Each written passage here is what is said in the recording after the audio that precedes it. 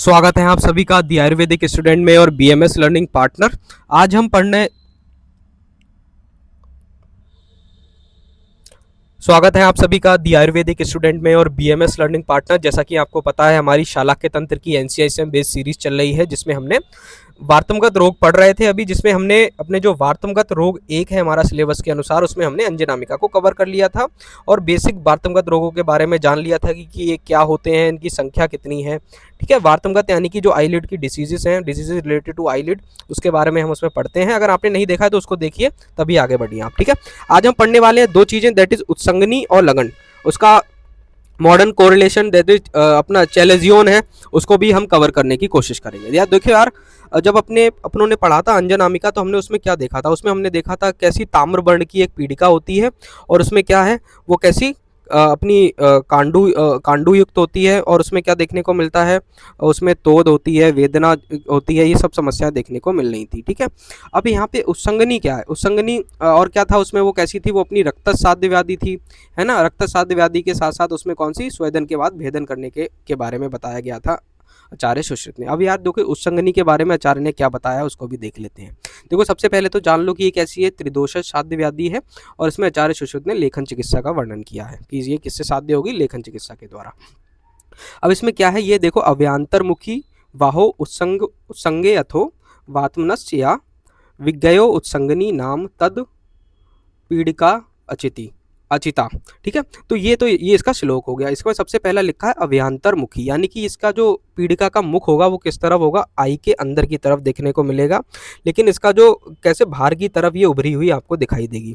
जैसे भाव उत्संगे अथो, यही बताया है कि सुश्रुत ने पहले ही डिफाइन कर दिया है कि इसमें किसके बारे में वर्णन है। इसमें सिर्फ अधोवार्तम यानी कि नीची पलक का इन्वॉल्वमेंट है।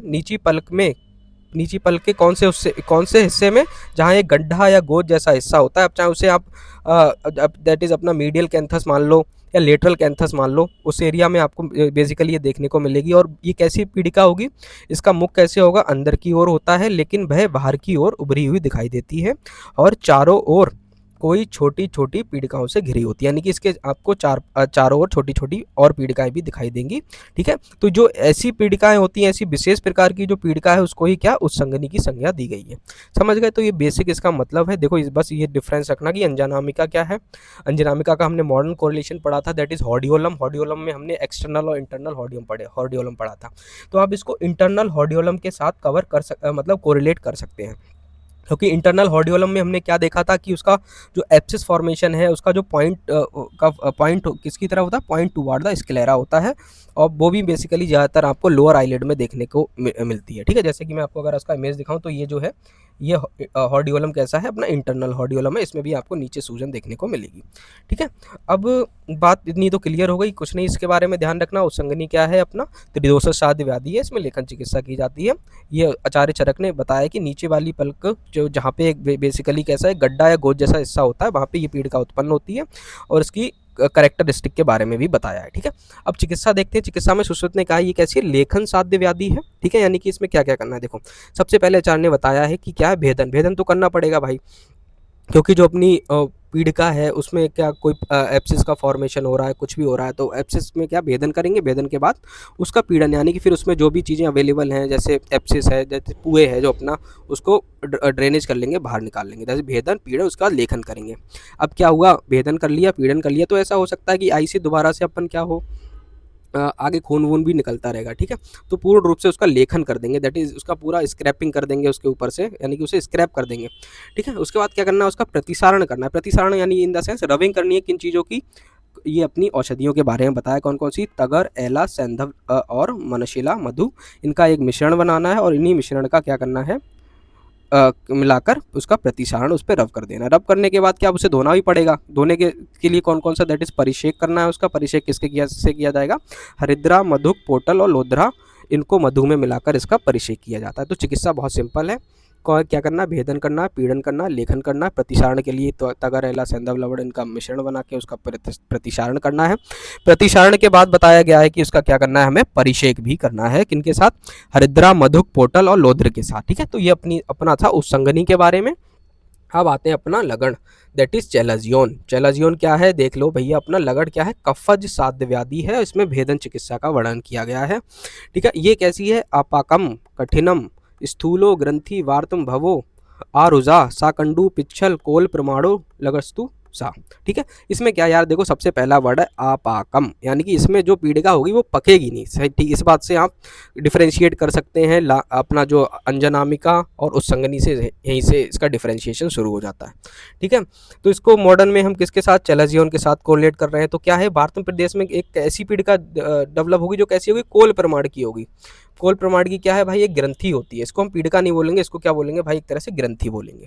ठीक है, भारत प्रदेश में क्या हो रही है, कोल प्रमाण की ग्रंथि उत्पन्न हो जाती है, जो कैसी होती है, वेदना रहित, यानी कि उसमें कोई भी दर्द वगैरह नहीं होगा, लेकिन उसमें खुजली होगी, यानी कि वो कैसी होगी, कांडू के साथ युक्त होगी। ठीक है, कांडू युक्त होगी, और क्या होगी, पाक रहित। अब क्या क्या चीज रहित है, वेदना रहित है और पाक रहित है, इस बात से ध्यान रखना। और कैसी, स्थूल आकृति और पिच्छल होती है, उसे क्या कहते हैं, लगड़ कहते हैं। समझ, जैसे मैं आपको दिखाऊं, तो ये जो आप देख रहे होगे, इस तरह की जो पीड़िका है, इसमें क्या है, इसमें आपको देखने को मिल रहा होगा कि भाई ये जो पीड़िका है पकी नहीं है इसके अंदर। क्यों, क्योंकि ताम्रवर्ण जैसा कुछ नहीं दिख रहा है, एप्सिस आपको दिखाई नहीं दे रहा है, लेकिन वहीं पे जो हॉडियोलम देखोगे उसमें आपको एप्सिस दिखाई देगा। तो यहाँ से आप डिफरेंशियल डायग्नोसिस इसका बना सकते हो।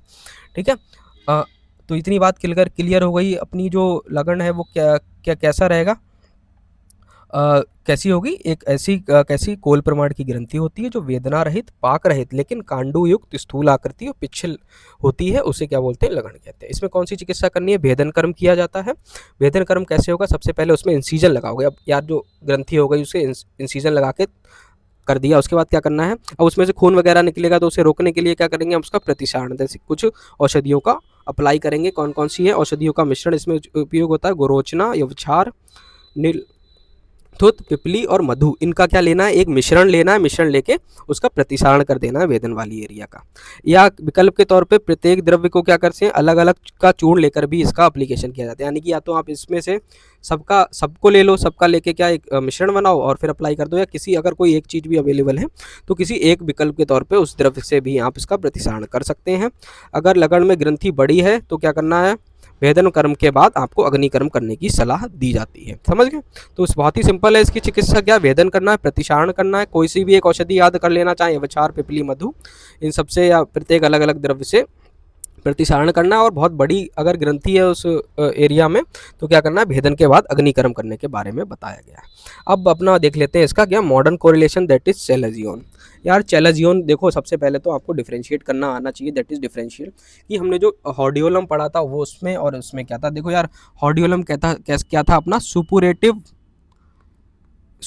क्या था, इन्फ्लेमेशन था, एक तरह से इन्फ्लेमेशन ऑफ आईलिड। समझ गए, यानी कि उसमें पस फॉर्मेशन आपको देखने को मिल रहा था, वहीं पे चैलाजियन में कोई भी पस फॉर्मेशन नहीं होता। एक तो पॉइंट हो गया ये अपना डिफरेंशिएट के लिए। ठीक है, समझ गए। और वो कैसी थी, वो अपनी थी एक्यूट स्वेलिंग थी, यानी कि एकदम से होती है और ठीक हो जाती है। लेकिन ये कैसी है, क्रोनिक है, ये मतलब लंबे समय तक आपको ये समस्या देखने को मिलेगी, यानी कि धीरे धीरे बढ़ेगी काफ़ी समय तक। ठीक है, अब ये क्या है ये भी देख लेते हैं। ये कैसी स्वेलिंग है, ये अपनी जो है ग्रेनुलोमेटस स्वेलिंग होती है ऑफ द कौन सा, दैट इज अपना मेवोमियन ग्लैंड है जो अपना, उसकी वजह से होता है। समझ गए, क्या है चैलाजियन, क्या है, इज अ क्रोनिक पेनलेस, यहाँ पे पेन भी नहीं होगा लेकिन हॉडियोलम में पेन आपको देखने को मिल रहा था। एक तो chalazion is a chronic painless granulomatous swelling of the कौन सा ग्लैंड इसमें इन्वॉल्व है, इसमें इन्वॉल्व है अपना दैट इज अपना मेवोमियन gland due to blockage and retention of its secretion. ठीक है, अब यार जैसे कोई ग्लैंड है, जैसे अपने उसमें भी दो ग्लैंड का इन्वॉल्व था, दैट इज अपना जीएस ग्लैंड हो गया, दैट इज सेवेशियस ग्लैंड है, और स्वेट ग्लैंड का बेसिकली इन्वॉल्वमेंट था हॉडियोलम में। ठीक है, अगर कोई भी ग्लैंड का ब्लॉकेज हो जाएगा तो क्या है, जो ग्लैंड का काम क्या है, कोई सिक्रीशन करना, अगर वो सिक्रीशन नहीं बाहर आ पा रहा है तो क्या है, वो अंदर ही अंदर जमा होता रहेगा। जो वो चीज़ें जमा हो रही हैं दैट इज मीवोमियन ग्लैंड है, अगर उसमें लगातार कोई चीज़ जमा होती रहेगी तो वही आगे जाके क्या है, ग्रेनुलोमेटस स्वेलिंग में आपको दिखाई देगी, जो कि कैसी है, क्रोनिक और पेनलेस है। समझ गए, तो मुझे लगता है चैलाजियन का आपको बेसिक आइडिया लग गया होगा। देखो यार, मैं कोई भी चीज़ पढ़ाता हूँ तो डिटेल में पढ़ाता हूँ, रटाने का काम नहीं है, रीडिंग का काम नहीं है, मैं दोनों चीज़ों में डिफरेंशिएट करना भी आपको बताता हूँ, इसीलिए टाइम लगता है। अगर आप डिटेल नॉलेज लेंगे तो किसी भी चीज़ में टाइम ज़रूर लगेगा। ठीक है, तो चैलाजियन क्या है, chalazion is a chronic painless granulomatous swelling of the मेवोमियन gland due to blockage and retention of its secretion. ठीक है, अब इसकी ईटियोलॉजी क्या है, ईटियोलॉजी सिंपल है, किसकी वजह से, ब्लॉकेज ऑफ मेवोमियन ग्लैंड डक्ट की अगर क्या हो जा रहा है भाई, ब्लॉकेज हो जा रहा है, तो क्या हो रही है, ये आपको चेलेजियन देखने को मिलेगी। अगर किसी को क्रोनिक ब्लेफराइटिस की समस्या है उसमें भी हो सकता है, अगर किसी को सेबरिक डर्माटाइटिस है उसे भी हो सकता है, और क्या है, रोसेरिया की अगर कोई किसी को समस्या है उसे, या दैट इज़ अपना मीवोमियन ग्लैंड डिस्फंक्शन अगर किसी को है उसे भी ये समस्या देखने को मिल सकती है। ठीक है, तो अपनी ये तो हो गई ईटियोलॉजी की हमने बात कर ली। ठीक है, और अपना एक चीज़ और बता दो देता हूँ, हॉर्डियोलम में हमने क्या पढ़ा था, कौन सा बैक्टीरिया का मेन इन्वॉल्वमेंट होता है, दैट इज स्टेफाइलोकोकस का जो है मेन इन्वॉल्वमेंट होता है। ठीक है, जैसे कि नहीं मानो तो आप देख लो, ये अपन डेफिनेशन पढ़ी थी, दैट इज स्टेफाइलोकोकस ऑरियस का मेन इन्वॉल्वमेंट होता है। ठीक है, तो अब दो चीज़ें हमने पढ़ ली, डेफिनेशन सिंपल हो गई, और हम बहुत सारा डिफ्रेंशिएट करना भी सीख गए हैं कि पेशेंट किस तरह से दिखेगा। अब क्लिनिकल फीचर इसमें कैसे देखने को मिलेंगे, सबसे पहले तो अपन देख लेते हैं अपीयरेंस क्या होगी। अपीयरेंस कैसी होगी इसकी, जो चेलेजियन में वो फिल्म होगी, राउंडेड पेनलेस नोड्यूल होगा इन द आईलिड, यानी कि राउंडेड होगा, पेनलेस नोड्यूल देखने को मिलेगा। यूजली कहाँ पे होगा, टार्सल पैलेट में यूजली ये देखने को मिलता है। ये कैसी होगी, स्लो ग्रोइंग स्वेलिंग होगी, यानी कि स्वेलिंग कैसे धीरे धीरे बढ़ेगी टाइम के साथ। Skin over swelling freely movable, यानी कि जो स्किन आसपास होगी वो कैसी फ्रीली मूवेबल होगी, और कंजक्टिवल साइड शो ग्रेइश और येलोइश एरिया, यानी कि जो कंजक्टिवा का साइड है वो कैसा ग्रेइश और येलोइश जैसा दिख सकता है। सिम्टम्स क्या क्या इन्वॉल्व होते हैं इसमें, कोई दर्द नहीं होता इसमें, कॉस्मेटिक डिफॉर्मिटी देखने को मिल सकती है, माइल्ड हैवीनेस आपको आईलेड पे देखने को मिलेगा, क्योंकि भाई कोई भी चीज़ निकलेगी तो आपको अजीब सा तो लगेगा ही। अगर लार्ज है तो क्या कर सकता है, मे कॉज एस्टिग्मेटिज्म और क्या ब्लड विजन। एस्टिग्मेटिज्म क्या है, एक तरह की बीमारी है जिसमें हमें क्या चीज़ें थोड़ा तिरछा दिखना शुरू हो जाती हैं। ठीक है, और यह ब्लड विजन यानी कि धुंधला दिख सकता है आपको, और सेकेंडरी इन्फेक्शन की वजह से आपको ये समस्या पेनलेस में भी कन्वर्ट हो सकता है, दैट इज़ हमने क्या कहा internal style, that is internal hordeolum में ये कन्वर्ट हो सकती है। ठीक है, तो क्लिनिकल फीचर बहुत ही क्लियर है इसमें, कैसी होगी, फिल्म राउंडेड पेनलेस अपना नोड्यूल होगा आईलिड पे। ठीक है, स्लो ग्रोइंग स्वेलिंग होती है, जनरली कोई पेन नहीं है, माइल्ड हैवीनेस देखने को मिलेगी, अगर लार्ज हो जा रही है तो हमें एस्टिग्मेटिज्म देखने को मिल सकता है, और ब्लड विजन की समस्या हो सकती है। ट्रीटमेंट क्या है, कंजर्वेटिव में हम क्या कर सकते हैं, सबसे पहले वो देखते हैं, हम क्या कर सकते हैं, हॉट कंप्रेसेस दे सकते हैं, यानी सिकाई कर सकते हैं। लिड हाइजीन का हमें बहुत ध्यान रखना है, चाहे वो हॉर्डियोलम को प्रिवेंट करने के लिए हो या इसके लिए। मसाज ऑफ आईलिड भी कर सकते हैं। मेडिकल में अपन क्या कर सकते हैं, मेडिकल में अपन इंट्रालेशनल स्टेरॉइड का इंजेक्शन दे सकते हैं, अगर चेलेजॉन कैसा है, स्मॉल और मीडियम साइज का है, और उसमें कैसी टॉपिकल एंटीबायोटिक दे सकते हैं अगर कोई किसका इन्फेक्शन का साइन आपको देखने को मिल रहा है। सर्जिकल सबसे बेस्ट है, सर्जिकल ही हमारे आचार्यों ने भी बताया है, दैट इज़ क्या करना है, भेदन करना है इसमें, और क्या है, इंसीजन और क्यूरेटेज के बारे में बताया गया। बेस्ट ट्रीटमेंट फॉर लार्ज और persistent chalazion done for conjunctival side, done from का कंजक्टिवल साइड से ये किया जाएगा। ठीक है, तो इसका मेडिकल ट्रीटमेंट ऑप्शन है क्या, सबसे वही है कि अपन का जो कंजर्वेटिव दे सकते हैं, सिकाई वगैरह, लेड हाइजीन, मसाज। मेडिकल में क्या कर सकते हैं, इंट्रालीजनल स्टेरॉइड का इंजेक्शन लगा सकते हैं अगर चेलेजॉन स्मॉल से लेके मीडियम तक है, टॉपिकल एंटीबायोटिक दे सकते हैं अगर इन्फेक्शन का वो है, और सबसे बेस्ट है अपना सर्जिकल, दैट इज इंसीजन और क्यूरेटेज कर सकते हैं। बेस्ट एंड है किसके लिए, लार्ज और परसिस्टेंट चेलेजियन के लिए। ठीक है, और कहाँ से करते हैं, कंजक्टिवल साइड से इसको किया जाता है। तो मुझे लगता है भाई ये चीज़ें आपको क्लियर हो गई होंगी, दैट इज़ अपनी उस्संगनी और क्या है लगन, दैट इज़ चेलेजियन क्या है, दैट इज़ हमारा मीवोमियन ग्लैंड का क्या है, एक तरह से स्वेलिंग है और कुछ भी नहीं है, उसमें एक समस्या आने की वजह से ये अपना चेलेजियन बन जाता है, दैट इज़ पेनलेस नोड्यूल का फॉर्मेशन हो जाता है अपनी आईलिड पे। ठीक है, तो अगर आपको और भी कुछ जानना है तो और बता देता हूँ, हॉर्डियोलम और इसमें क्या क्या वो है। ठीक है, देखो हॉर्डियोलम में क्या देखने को मिल रहा था, अपना एब्सिस, इसमें कोई भी एब्सिस कैसा होता है, नहीं होता है, यहाँ पे पेन भी होता है लेकिन, और यहाँ पे कैसा, ये पेनलेस होता है जनरली। ठीक है, और यहाँ पे क्या देखने को मिल रहा था, अपनी समस्या कैसी थी, एक्यूट थी, यानी कि बहुत जल्दी होती थी, लेकिन ये कैसा है, क्रॉनिक है। यहाँ पे कौन कौन से ग्लैंड इन्वॉल्व थे, यहाँ पे जीएस ग्लैंड का इन्वॉल्व है, और यहाँ पे अपना दैट इज़ मेवोमियन ग्लैंड का डिसफंक्शन की वजह से ये समस्या होती है। और ये कैसा है, अपना सुपुरेटिव इन्फ्लेमेशन था, लेकिन ये कैसा है, अपना ग्रेनुलोमेटस स्वेलिंग देखने को मिलती है।